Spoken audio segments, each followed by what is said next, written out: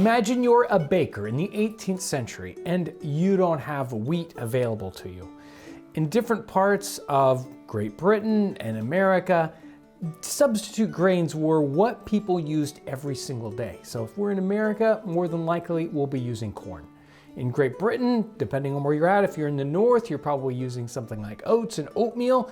And in the book that we're studying today, barley is the corn or the grain of choice for the common people. So especially poor folks and middling farmers, they're going to be using lots and lots of barley. That's their substitute. Different parts of this book, it says most people ate barley bread. That's what they were eating every day. So today we'll be using barley meal. Barley's not something we use today much. Sometimes we'll use it in a soup. Pour that pearled barley in there and it kind of gives us some texture in a soup. Or we hear about barley malt being used in beer, but that's about it. That's really all the barley we interact with. But it's a fun grain to work with and an interesting one. So the description, or almost recipe that we'll be working with today, comes out of William Ellis's Country Housewife's Family Companion. And this is from 1750. And William Ellis is really writing his book to small farmers in that sort of middle, lower England area. And he writes a lot for poor people. And this one is kind of specifically geared toward that. It says, to make barley meal shortcakes. Stir barley meal with water, melted fat, a little yeast, and salt. Make this mixture into pancake fashion and as large, right? Then cut into pieces like little cakes, fry them in hog's lard or other fat, and they eat extraordinary well in a poor man's family without any sauce. So some of these descriptions can be incredibly difficult to understand. And in fact, I've already interpreted this recipe one way for a behind the scenes video. And even now in front of the camera, I'm changing my mind about how I want to do this episode. Right here, right now, I want to change it because I don't think I figured it out right. It's almost like you have to read these things out loud to yourself multiple times before they make any sense. So make this mixture into pancake fashion and as large, and then cut into pieces like little cakes. Now, what does that mean?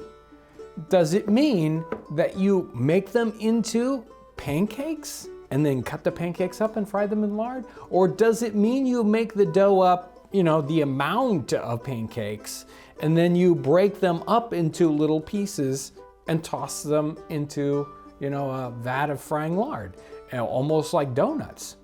I think these are actually donuts. That's what I think. Now, they knew about the concept of donuts, and donuts show up in the 18th century cookery, but they tend to be a very German thing or Northern European thing, not English. And this, I think, is actually a country farmer's donut. So that's what we're going to be making today. So even though I'm kind of interpreting this and changing it on the fly, it's not like we know exactly what the measurements are here. There are no measurements whatsoever. We just have our list of ingredients, which is very, very common. We've got barley meal here. Sometimes you can find in the store barley flour. What I've taken is just pearled barley is usually the easiest thing to find. You can find pearled barley and grind it up into a meal. I just did it with a blender, In the 18th century, well, they would have had their mill close by, and then they would have gotten their barley ground up there. There we go. This is probably about 12 ounces of barley meal. And the recipe calls for melted fat. Now, we could use something like lard, but butter's going to be better. I've got some butter over here that's melted.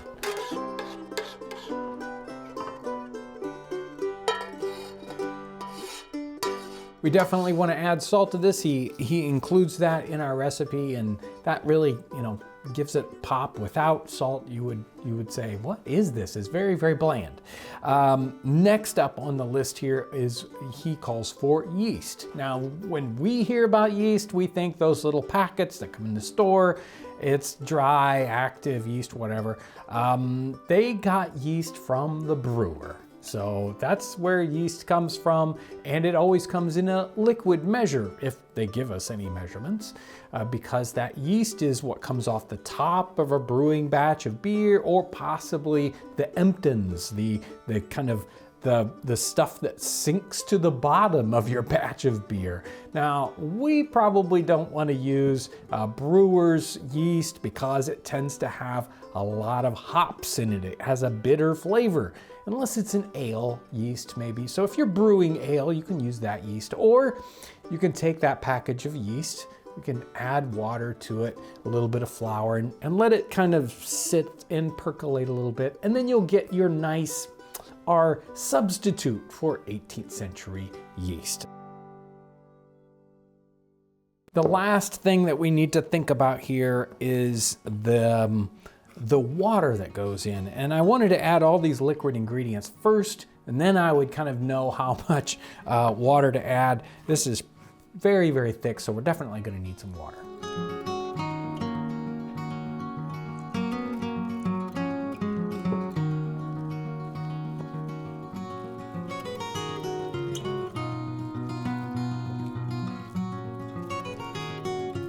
So we definitely want these thicker than pancake batter because they have to hold their shape a little bit. And also, once we get it into the kind of consistency we want, which is just like just slightly firm dough, right? So it just needs to hold its shape. We're gonna let this rest for a little bit. We wanna let this yeast do just a little bit of its own thing. We're not gonna let it rise like bread or anything like that. Not very long, maybe 15, 20 minutes. Most of the activation, most of the work the yeast is gonna do is in the heat of the oil. So it'll do its own thing once it's there, but we do wanna let this rest.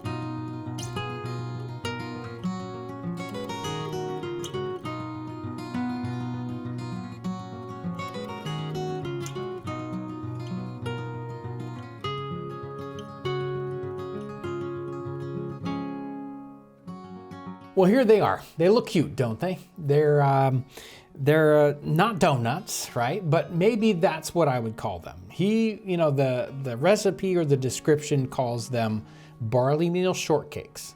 I would probably call them poor English farmer donuts, something like that. They definitely turn out better than my first idea, which is fry them up kind of like pancakes and then cut them and put them in. That didn't work out because they were just too thin. They didn't have any body to them. They kind of looked like chips almost in that the way they cooked up. This is so much better. We dumped them in into the hot lard. It was about 325 degrees or so. They took a little while to cook because they're kind of dense. So maybe 5-10 minutes, but they have a really good texture once they are done. These have cooled off a bit, so they're a little delicate when they're hot, so you have to be careful or they might break. But now they're really nice. I did sprinkle a little bit of sugar and spice on there. So let's find out what they taste like. Texture is perfect. when they come out, you think maybe they didn't get cooked in the middle. They're cooked in the middle.